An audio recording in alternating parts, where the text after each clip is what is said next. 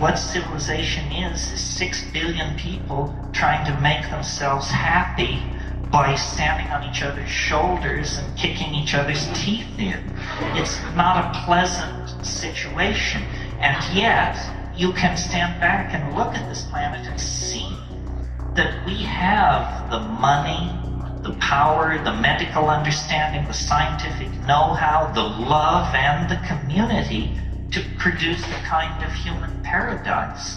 But we are led by the least among us, the least intelligent, the least noble, the least visionary. We are led by the least among us, and we do not fight back against the dehumanizing values that are handed down as control icons.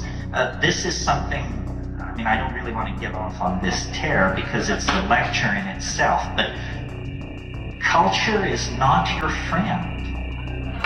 Culture is for other people's convenience and the convenience of various institutions, churches, companies, tax collection schemes, what have you. It is not your friend. It insults you.